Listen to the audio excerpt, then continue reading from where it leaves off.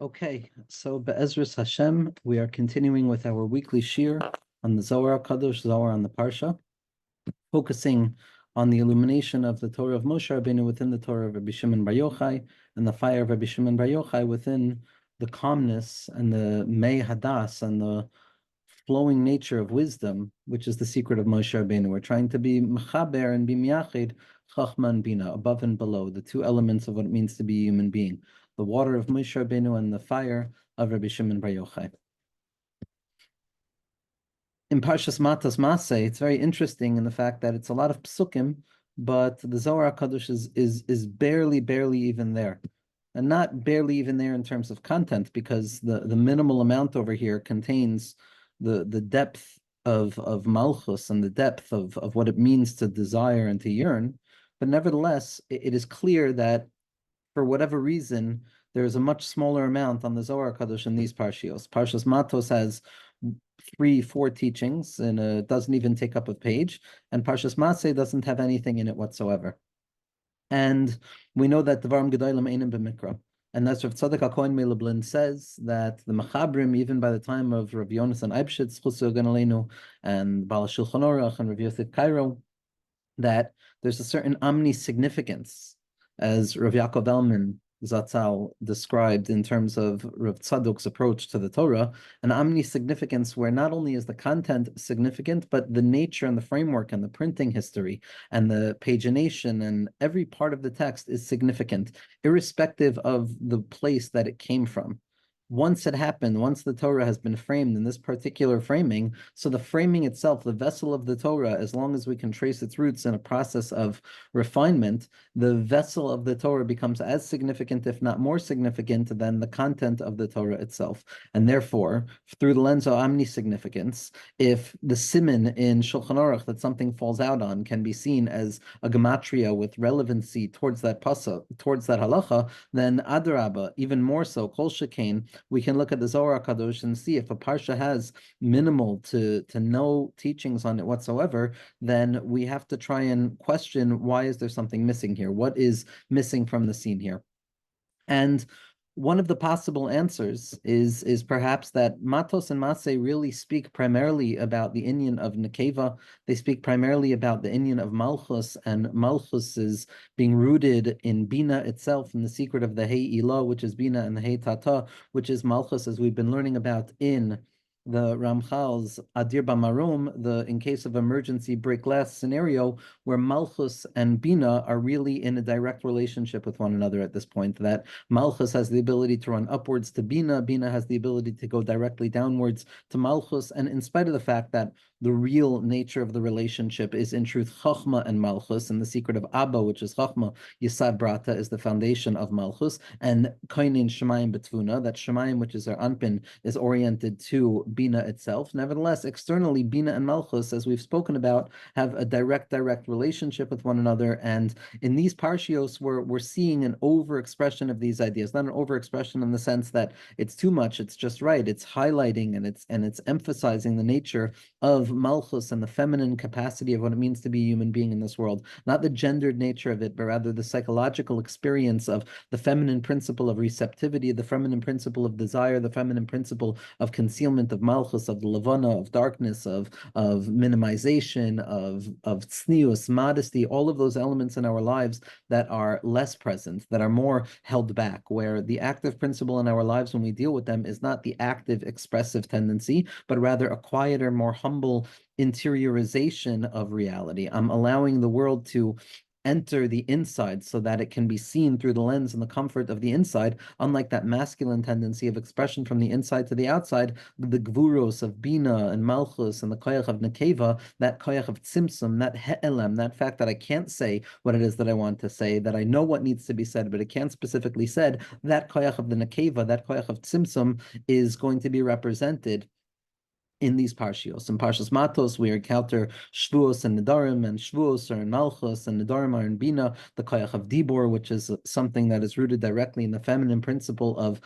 reception for the sake of receptivity, of nafshi yatsa b'diburo, that the nefesh itself, the vitality of experience, the malchus itself emerges out of dibur through the mouth. The mouth is that place of concealment. That's the place where the inside allows itself to express itself externally, which by definition demands a tzimtzum, because when it's operating in its full force, it can't be expressed externally. And that's how Hashem created the world, through the letters of dibur kavyachol, the asama amaros and the sarah hadibros, and the oilam Devar Hashem Nitzav B'Shamayim, that Devarecha Nitzav B'Shamayim, that it's the letters themselves that are the Tzimtzumim, the Hemotzos Hapeh, the five processes of containment and constriction and contraction for the sake of revealing something in the process of his galus that comes about by way of concealment, by way of speech. That's the secret of Malchus, that's the koyach of the Nedarim, that's the koyach of the Shvuah, the mystery of adding in a place where there's nothing to be added to, the mystery of the supplement. The neder is the secret of extending the infinite Torah to a place that it was not yet present, in spite of the fact that once it's revealed there, it's revealed retroactively to have always been part and parcel of the Torah. That the neder itself is the koach of speech to extend the territories, the miyat hamachzikas amruba.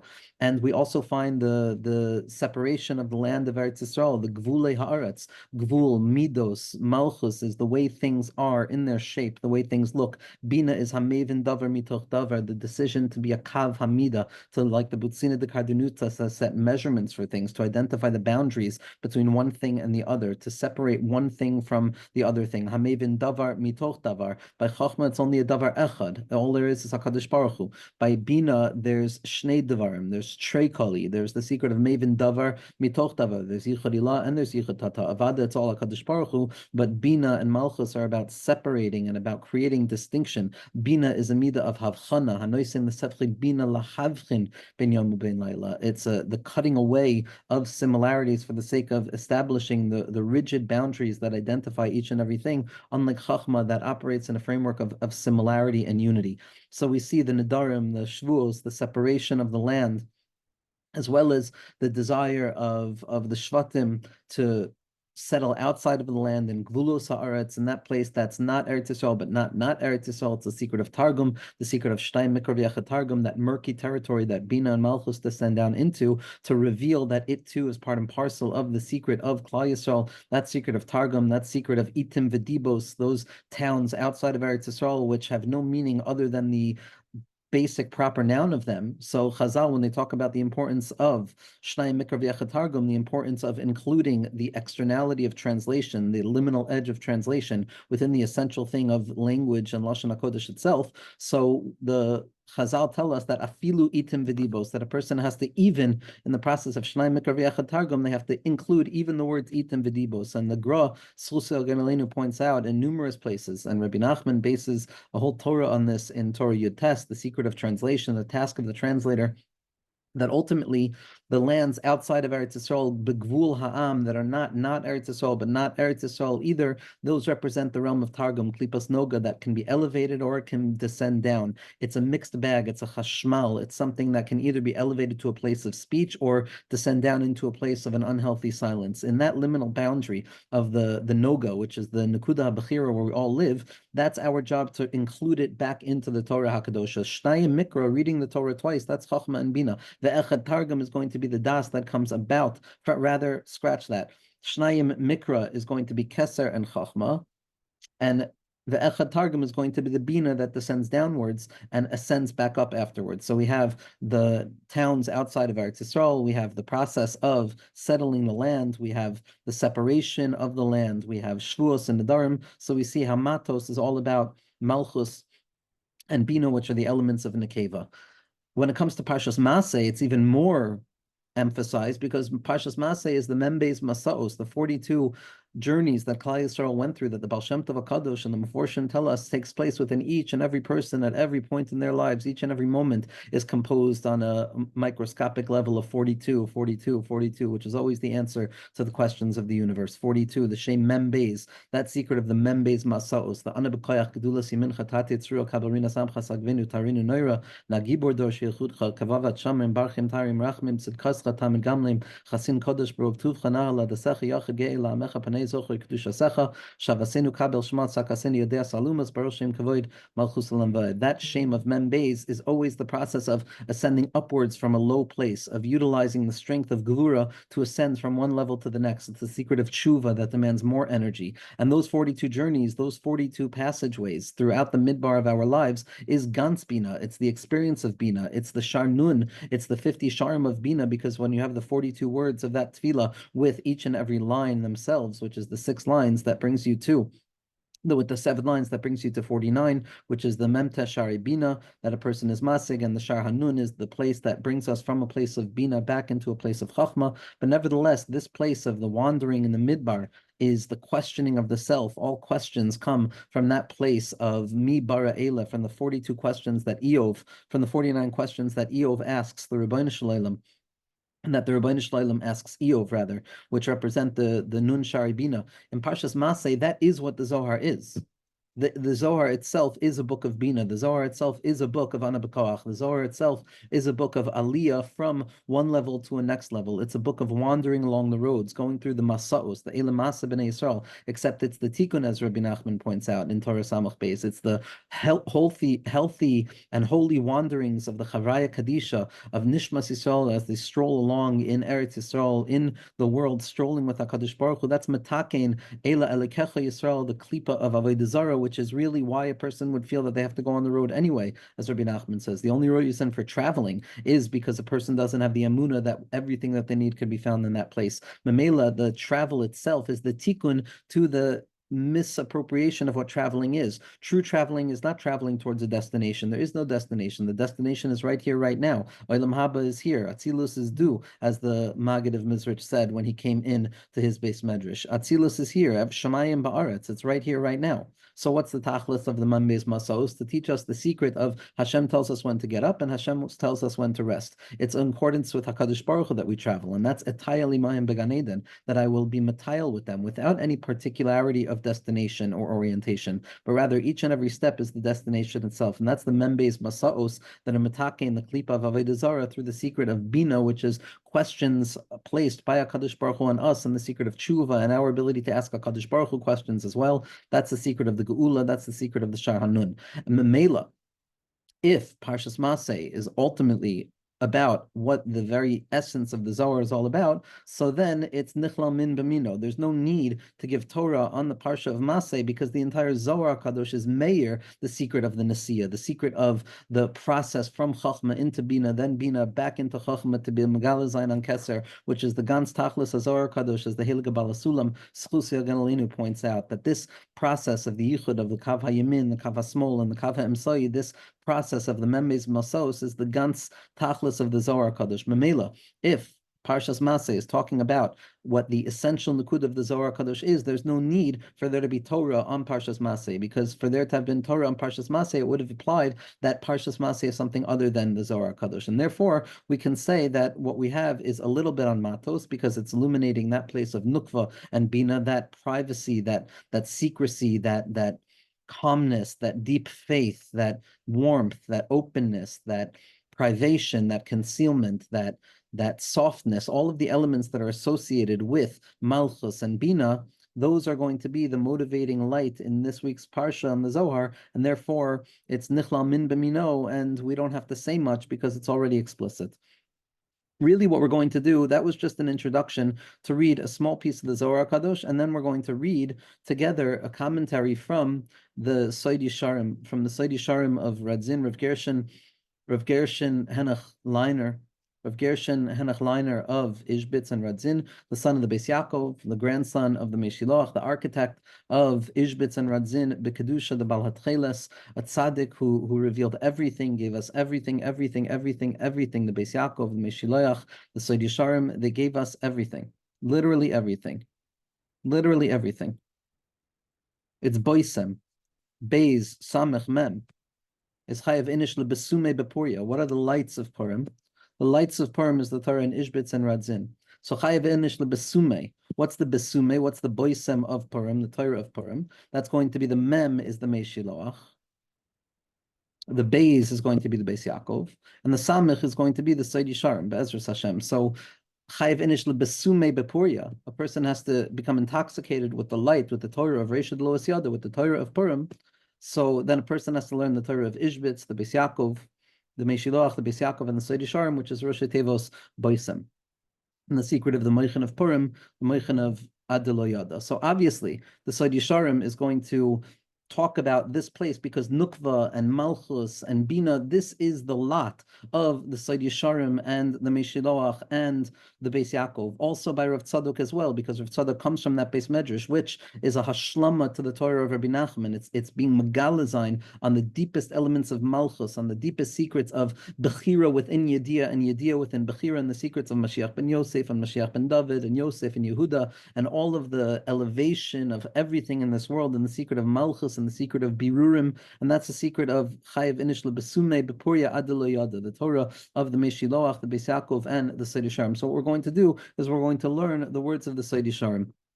But first, let's look at the words of the Zohar HaKadosh. Amar Rabbi Yehuda Avada, it's going to be Rabbi Yehuda. Rabbi Yehuda's Malchus, and only Malchus has the ability to celebrate herself because she's so mevuttal b'tachlas habittul ad sheleis lemagar meklum that it is what it is, and it has no inner content to it because the external framing of it is equal to the depth of it. The surface and the depth, very much like Eretz Yisrael, are reflective of one another because there's nothing of its own. All it is the infinite light of HaKadosh Baruch Hu that it's being mashpia lamata from the Malchus to Ein Sof ad Mata to the Malchus, the lowest Malchus, and our job is to bring that Malchus from the lowest place back up to the highest place, which is Reishad Loas Yada, which is the acknowledgement of not knowing anything at all, the Moichin of Purim, and that's where we bring it back to the Reisha to Loas Yada, Malchus Genusa Beradla, which is the secret of Purim and Esther, and Mordechai and Esther, and the Rebbe explains the whole secret of the Katzker Rebbe. The Meshiloach is the secret of Mordechai and Esther as well. So Rabbi Yehuda says, Ein ha'olam misnaheg ela b'trein gvanin da'asu meiseiser isasa. That the world functions in accordance to two hues, two colors, two frames in which existence and experience is going to be grasped. And both of them come mitzad, the feminine. Both of them come from the perspective of the nukva, of the wife, of the receptivity of existence. Because Malchus always is going to have the panemius of Malchus and the chitzonius of Malchus, both of which are going to be rooted in Chachma and Bina. The panemius of Malchus is rooted in Chachma, and the chitzonius of Malchus is rooted in Bina, where they're both going to be unified in light of Reishad Loas Yada. So there's two colors, says Rabbi Yehuda, who's Malchus, so he has the ability to say this, that come from the side of femininity. The ishkachachas chakimas liba. And as a result of that, there's a wisdom of the heart. Why? Because these two tzaddim are chachma and bina. What are they going to be revealed as? Chachma reveals itself as chesed, loving kindness, expansivity, growth, expansivity and light and no limitation whatsoever, and the flow of water and all of the good things in existence, the tov of existence. And then there's the lave, the bina, which is the sharish of gvura, which is the aish, which is the difficulty, which is the concealment, which are the dinim, which are the leis lemagar meklum, and the ani, the evyon ani, the dal ani, and the shvir of it all. And both the chachma and the bina, the chesed and the gvura, all have to be found within Malchus itself, and then the world is operating properly. Kedichsiv, like it's written, V'chol isha chachma slave. Every woman with the wisdom of her heart, every woman, femininity, Malchus, our orientation in this world, with a chachma and a lave, with a wisdom and an understanding, chachma and bina, because chachma and bina are mitchaber in the place of Malchus. Everything comes down to Malchus until it's revealed of Eishes Chayla Teres Baila. Biyadei tavu v'yaviu matva esatcheles v'esargaman. Through her hands, it says in the pasuk about the binyan hamishkan, they will prepare the colors of tcheles and argaman. Tcheles is the tachlis; it's malchus sheba malchus. Argaman is royalty, malchus. The malchus itself, once it has this splitness that it allows itself to hold itself in with wisdom and understanding, the yamin and the small, the recognition of both and rather than either or. That gives us the secret of the tcheles va'argaman and the secret of Mordechai at Tzaddik. Umay masyin as a tcheles v'sa'argaman. What does it mean that they prepare the Tchelas and the Argaman, the two colors that emerge into Malchus from those root source colors of white and red, as we're going to see, which are rooted in the whiteness of Chachma and the redness of Bina? Gvanin deklilin begoy gvan echadahu. Those are just the extensions of colors that are contained within colors that preceded. Kagavna, the colors, the orientations, the hues of experience, the colors of experience.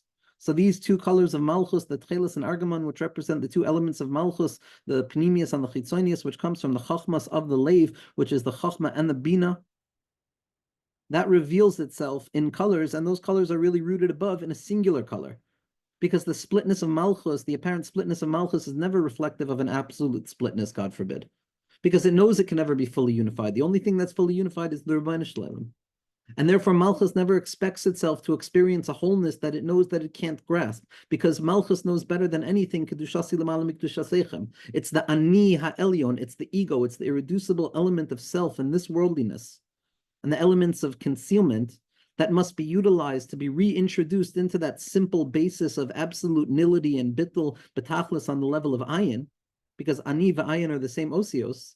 And that ani has to be mezuchach, and it has to go down into the tchelas and argaman from the chachmas halev, in the secret of these two colors that Rabbi Yehuda is describing himself as operating in accordance to, and that secret of chachma and bina. So it has to come down into that place in order to come back up into the singular color of it. That the pnimius and the chitzonius of malchus, chachma and bina, are always mechuber, even though it appears externally that there's a machloikas between these two elements. This is what it means. The feminine quality of Malchus has the capacity of being doirei shatness. Being doirei shatness, it can have a hasaga of the gard de chachma, as the Baal Sulam says, and the secret of kilayim, where it wants no tainug of its own. In that place, Kabbalah Amanas Lakabel is mutter. Kabbalah Amanas Lakabel is mutter when it's ultimately about not experiencing it as a result of trying to gather together these splintered elements of Malchus, but rather unifying the two of them together. V'tas b'chefetz kapeh, and she unifies them with chefetz, with the aura of chefetz, with the light of Keser. V'chsiv yadeha tavu, her hands are the things that prepared it. Tavu, tes vav vav, is the gematria of Ek at 21, anazamin lemeheve. The secret of Bina and the emergent quality of the feminine principle of concealment, which is always hiding more than it reveals. It's Megala Tefach u'Machaset Fachayim. He'elem al manas legala v'legala al manas lahalim. That leads us up to that ultimate silence of Yira of Ba'aretz, of that ultimate Malchus, Agnuza Biradla, the secret of Malchus, the Ein Sof, which is the secret of He'elem Ha'atzmi. Absolute ungraspability. What does it mean? Her hands are tavu tavu. Rabbi Yehuda says again, the secret of Malchus, Tava Bedinu, Tava Barachmet, these two elements, Din and Rachamim, Chachma and Bina, Chesed and Gvura. Malchus receives from both. Rabbi Yitzchak comes along, and Rabbi Yitzchak is the tzad of the Gvuros in it, the Gvuros of Malchus. Isha, why is it referred to as an Isha? I can even show you this as Rabbi Yitzchak. I'm the element of the Gvura, and I show you how the Gvura is fundamentally necessary to the Gilui of Malchus, to the elevation of Malchus, because it's only through the Tzimtzum that we're going to be Mamtik the Tzimtzum, in the secret of Evan Hashasiyah. So why is it referred to as an Isha? Amarlei, the Klila Bedina v'Klila Barachma. Rabbi Yehuda says, because again, it's inclusion, it's the inter-inclusion of Din and Rachamim, of Hashpa and Kabbalah, of Ani and Ayin. The Zohar Kadosh continues a little bit more to discuss in an incredible way the nature of the dual reality of Malchus. So now what I want to look at is a sefer, beautiful, beautiful, miraculous sefer, Tiferes HaChanoichi, which is a smaller sefer from amongst the Svarim of the Sod Yesharim. But Miut Takamis Riboy HaEchus, and the secret of Miut HaMachzikas HaMeruba, that we don't have so much of what he gave us, of what he wrote. We have so much from what he gave us, but what HaKadosh Baruch Hu didn't give yet, in terms of the Bir Anetz Chaim and those things which seemingly are not available until Mashiach Tzidkenu arrives, where all of the forgotten things are remembered. So we'll have more of what the Sod Yesharim and the secret of the Sod Yesharim is revealing to us. In Tiferes HaChanoichi, we gain a glimpse of his Noitzitus, it's Noitzitus of the deepest places in the Sod Yesharim's Torah, something that you find also in his Sefer on Tcheles itself, that buried within the halachic sugya of Tcheles is the depth of the depths of the secret of Pnimiyas HaTorah of the Sod Yesharim. And so listen to what the Seidish Sharm says on this Zohar. He has like 3 pages already on this one paragraph in the Zohar HaKadosh. So this is on Daf Pei Hey Amud Beis 170 in the Tiferes HaChanoichi. Talking about what is this Inyan of Malchus that we're talking about here? What does this need to go down? What does this mean to be part and parcel of Malchus and identify the dual expressions within Malchus itself so that I can unify them back up together? And again, something that's fundamental that we'll just touch upon. Yes, there's both Chachma and Bina, Chesed and Gvura within Malchus itself, but the Tachlis is the Chachma, the Tachlis is the Chesed, and the purpose of the Gvura and the purpose of the Din and the purpose of the Yerida from Chachma into Bina is really only so that Bina could come back up into Chachma to be Megala that all along it's only been about Chachma, and there needed to be this oppositional unity where Bina seems to reveal herself as something in opposition to the pure nature of Chachma, just so that we can re-emphasize the importance of realizing that Chokhmah, in the end of the day, is what the Iker is, as the Zohar HaKadosh in this week's Parsha ends with, in the secret of Olam Chesed Yibana, that in the end of the day, it's a good world. Baruch Sha'amar V'haya Olam, Rosh Tevos B'Shav, as the Arizal says, at which point the person has to attach their minds to the Reshad Lo Asyada hidden in the world of Yetzira, which is the unknowability of our emotional states, and at that place we must connect to the innermost Hachlatas HaNefesh to say yes to the world, of Baruch Sha'amar V'haya Olam. So it's always Chesed before Din, but once we affirm that, as we've spoken about already, Din is no less significant. Din is just there and willing to serve in order to reveal the depths of Chesed. And so now we're discussing what does it mean to operate in this place of Malchus. V'ha'inyan shebe'emes b'chol nefesh koyach makabel shavo.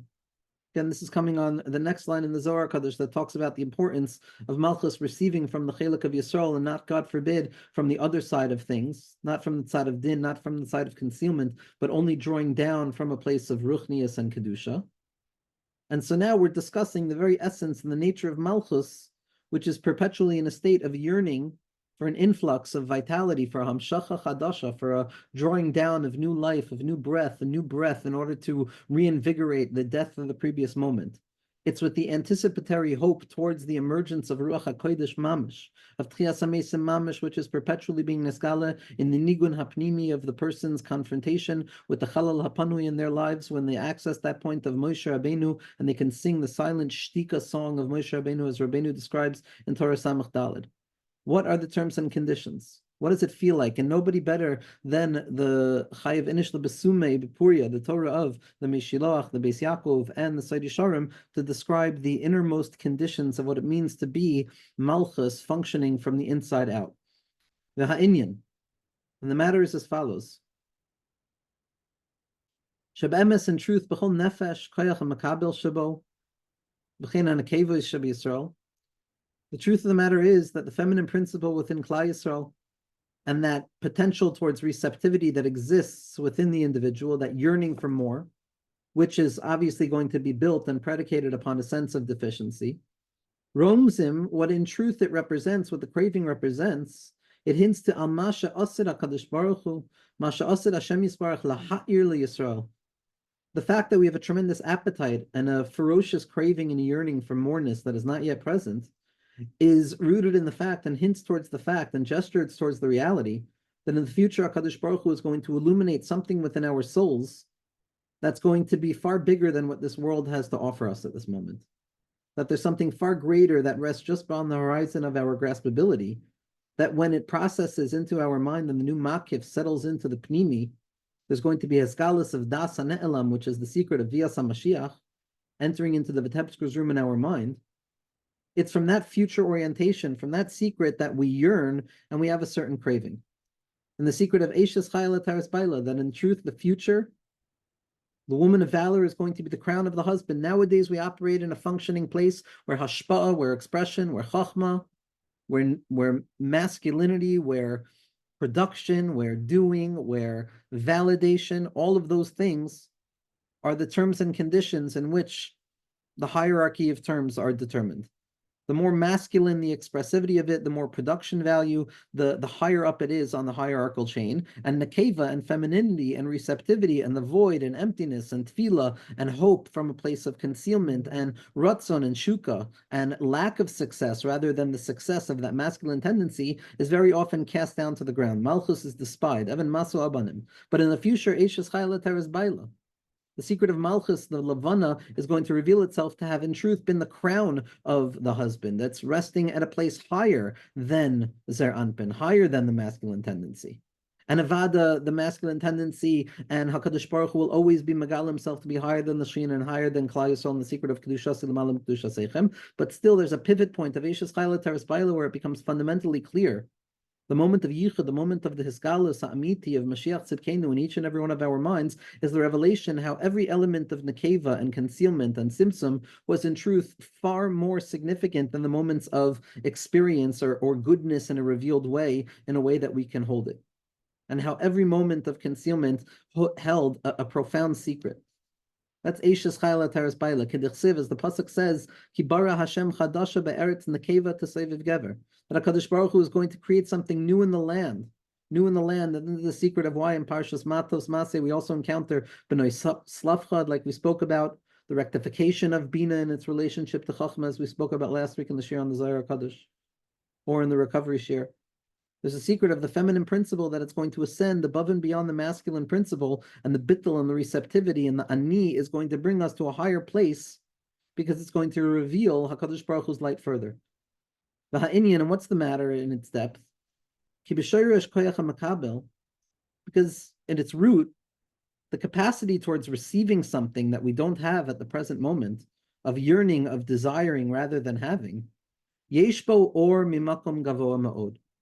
It contains within itself a light from the loftiest place, from the place of Reisha Loas Yada, from the Ayin Ha'amiti. And it reflects all the way down, down, down in our desires themselves. Because since Malchus has the capacity of descending down to such a profoundly low place, the lowest place, the Dir B'Tachtonim Mamish, down into the worlds of separation, down, down, down, into the Hastara Shabbatay Hastara. By dint of the fact that it can detach itself and descend downwards from its source in such a deep way, to the degree Shed Nidma B'Levush Meruchak, that when you look at it, it appears to be nothing at all. It appears to be what my Saba Schulsi Yogan Aleinu would say is sometimes the harshest language of Chazal is Olam Kimin Hagonohig, as it's expressed in the writings of Ishbitz and Radzin. It seems that Leis Din V'Leis Dayan, God forbid. It seems that Malchus is in a state of destitution. But because it has the capacity of descending down to such an incredibly low place, as the Maharal describes in his introduction to his biur on the Megillas Esther, this is why Esther Malka could go into the house of Achashverosh. As a result of this distance, Batach Yesh Mivtach Oiz, the Fishaba Mimakar Gavoa, Yoshev Liros Makomo. So there's a fundamental proof from the fact that it continues to subsist and consist and exist at this low level that it must eventually and ultimately return back to the loftiest source from which it came, because if it's still functioning here, if it can still function at the Dira B'Tachtonim, if it can still function down here under the terms and conditions of this worldly experience, and again, Chazal have the most liberal perspective imaginable of what being a Bal Yisurin is, and it's enough already no matter what. Nevertheless, by dint of the fact that Nishmas Yisrael can continue to function under such conditions, it reveals like 100 witnesses that we will ultimately return back to our source, because the height of our source must be unimaginably high. If they can come down this low, if we could function this low, if we can operate in a state of absolute destitution of Malchus and our isolation, then Avada it's going to come back up. This is the secret of the Bein HaMitzarim, the secret of Rabbi Akiva, who was laughing. What he learned from Nachamish Gamzu, Gamzu L'Toiva. It's just that right now it appears that it's distant. In the secret beside Pegima Sayareach, and the secret of the blemishment of the moon. And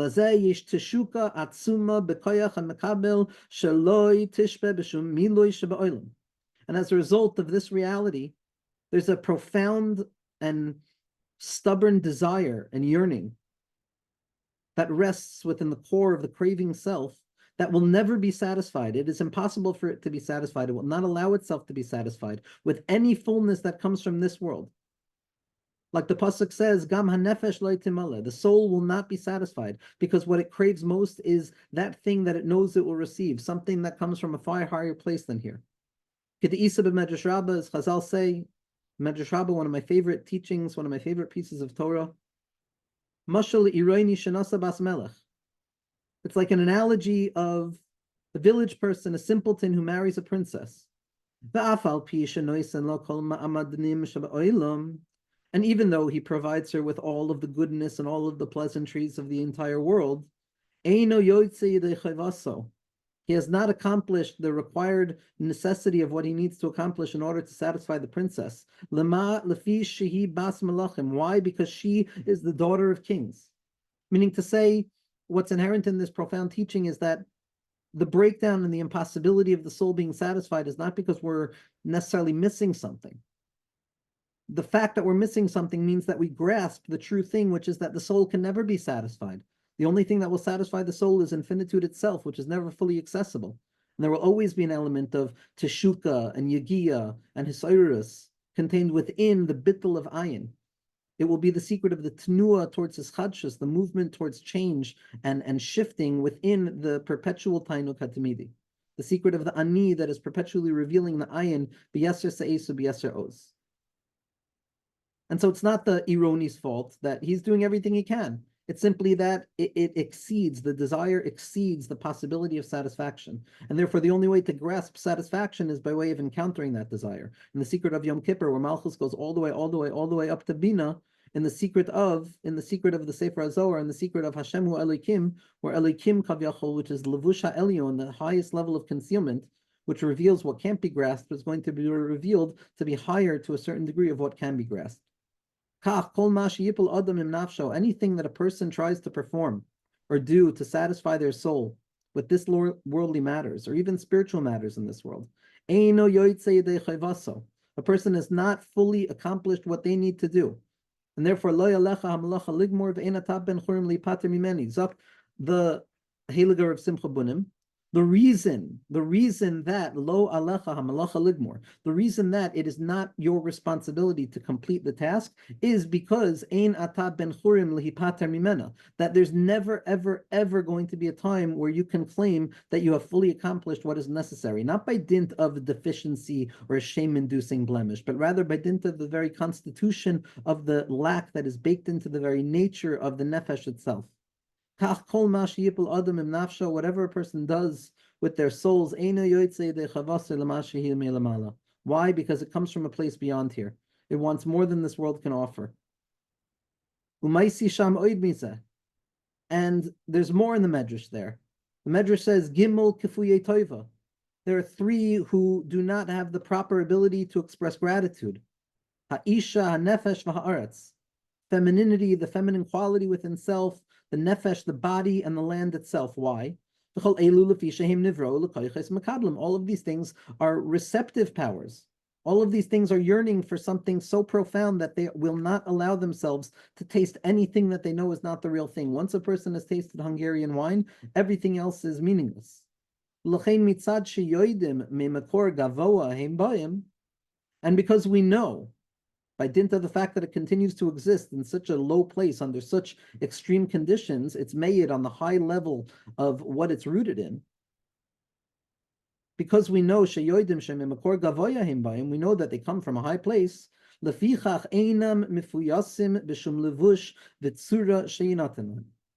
is no satisfaction. It will not be seduced. The soul will not be seduced into being satisfied in any levush, in any garment or engarbment or attempt to express what it is that I want, because what I truly want is ungraspable, and I will wait until it arrives. It will not be fully graspable then. Okay, but bilvad, every hasaga is just the beginning of the recognition that I don't know. And every shar hanun opens up to another shar nun and another shar nun, aliyos in kates. V'tamid shawafim raklim so makor machsavtam. And there's just a perpetual yearning to discover and uncover and connect to the source from which they're hewn, the highest point of the self. This, as we spoke about so much in the inner world of addiction, is the source of the spiritual malady of addiction and the potential cure hidden within this deeply unsatisfiable yearning.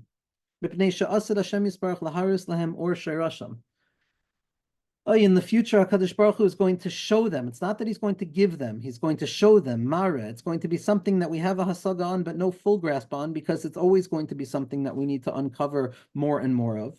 And HaKadosh Baruch Hu in the future is going to reveal that light,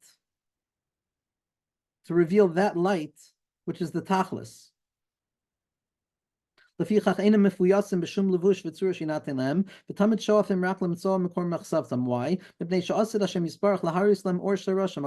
is going to show them, give them a hitznaitzitut, a havana of where they actually come from. As Rabbi Nachman says, that the biggest rachmanis in the world is when Nishmas Yisrael doesn't know where it comes from.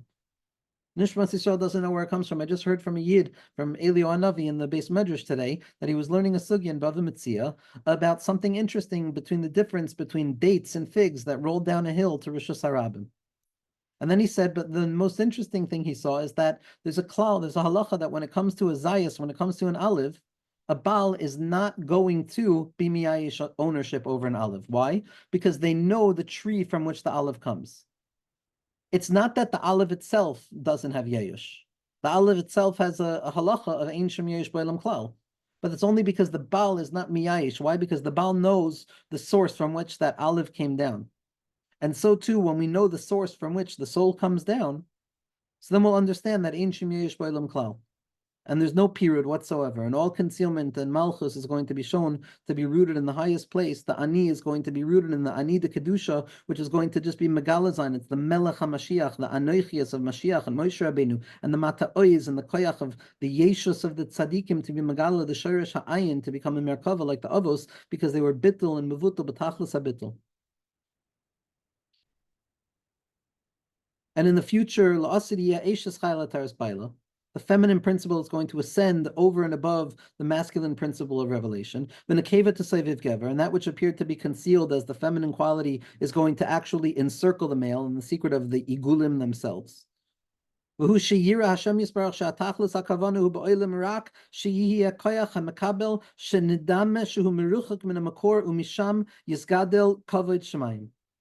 the point that it becomes fundamentally clear that the apex and the purpose of all of existence and the main kavanah that HaKadosh Baruch Hu has in the world on a revealed way is so that there should be a koyach of a makabel, something that appears to be so profoundly far and distant and thrown down in an apparent imagined distance from its source, and specifically from that place, Merochoik Hashem nearly, from that place to be Megala Kvod Shemayim,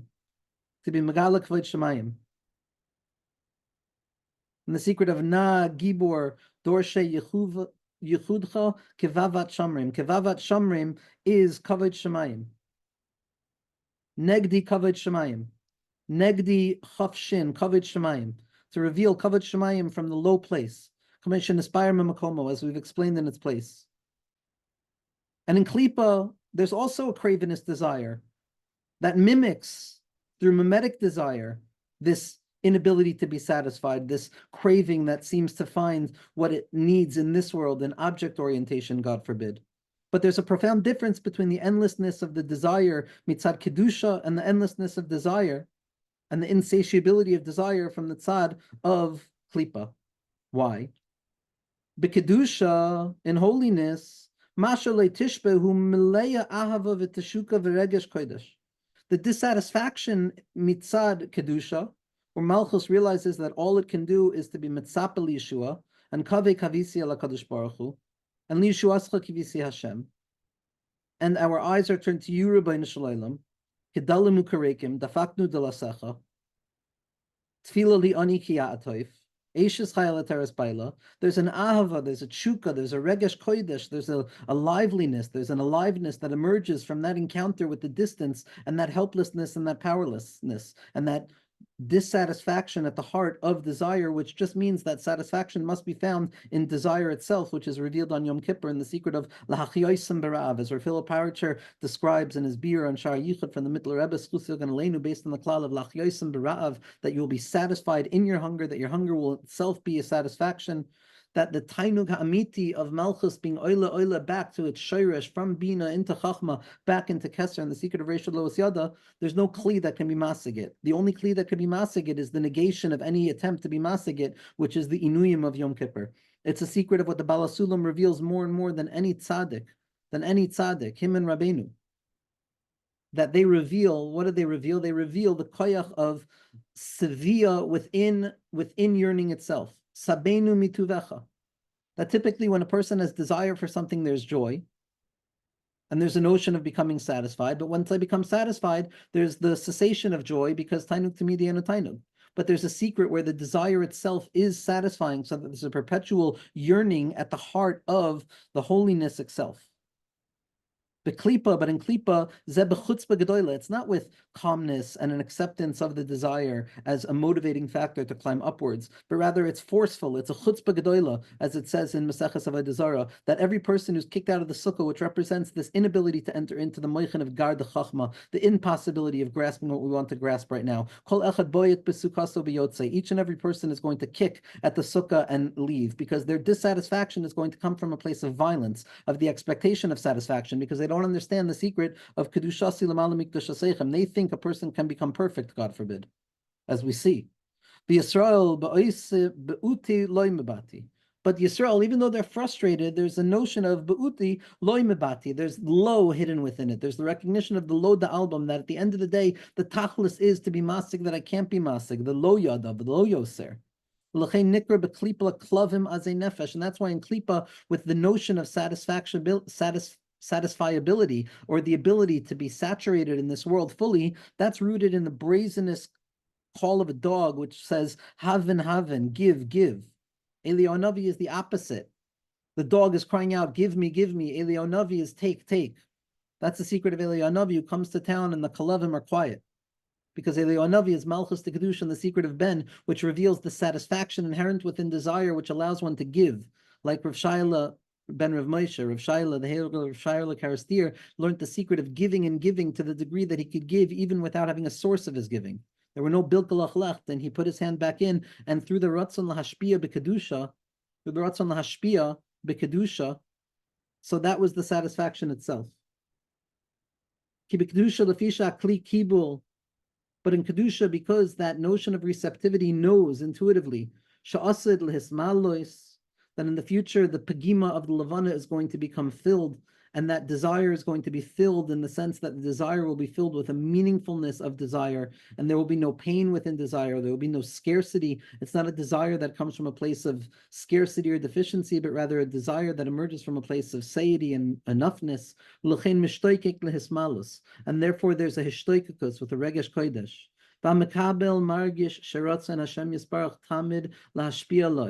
And this place of Mekabel, of entering into the das of Kabbalah Amanas Lakabel, in the secret of Malchus. Margish Sherotchan Hashem Yisparach Tamid Lahashpiyaloi. What the person comes to recognize at that point is that HaKadosh Baruch Hu just wants to be mashpia down to us. Choy katoiv lahetiv, toiv hanira v'hanigla. And within the desire and the femininity and that concealment, ba'oisek tamid sheyitukan akli sheyochel lakabel masha mashpiyala. And that the kli should be mezuchach, and it should be metukan in order to receive that which is coming down, that which it is deserving of. But beklipa hu behepach, it's the opposite. Shelo yadu, they don't know. There's a scarcity. They're not operating from a place of enoughness. They're operating from a place of doubt. That's what drives the depths of the cravings at the heart of addiction, of scarcity completely. Each person fends for themselves. Shelo yadu siva. They don't know any satisfaction. They don't trust intuitively in satisfaction. Because they know that the moment they feel a sense of satisfaction, just as their purpose will be to be tossed away, like a klipa to the pri, so too is going to be that sense of transient satisfaction. The Yisroikin mikol v'kol, and it will find itself empty, lower than before.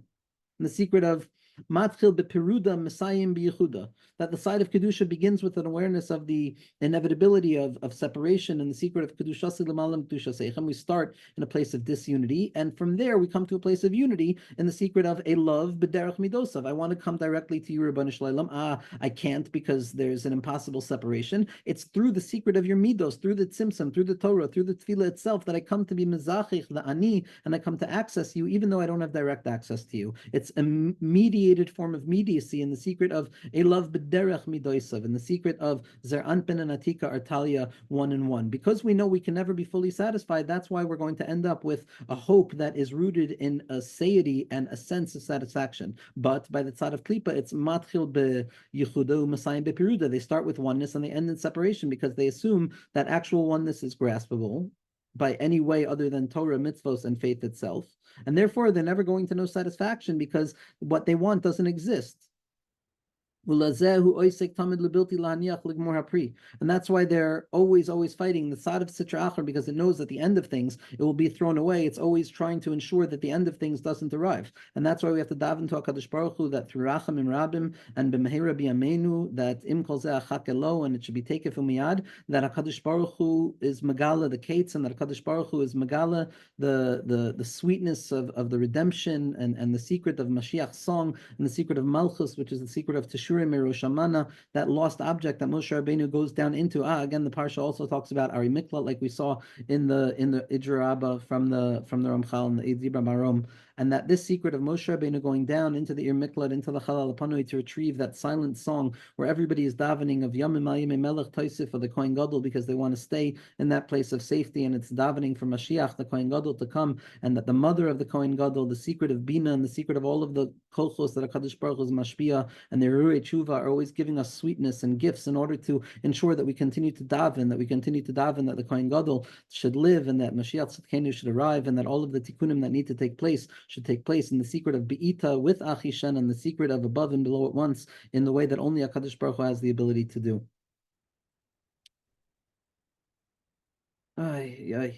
Okay, so I think we'll end there, Be'ezras Hashem, and b'schus all of the tzaddikim, b'schus the Heilige Zohar Kadosh, we should be zeicha to a geula kroiva b'klalius b'pratius b'mhera b'yameinu mamish, amen.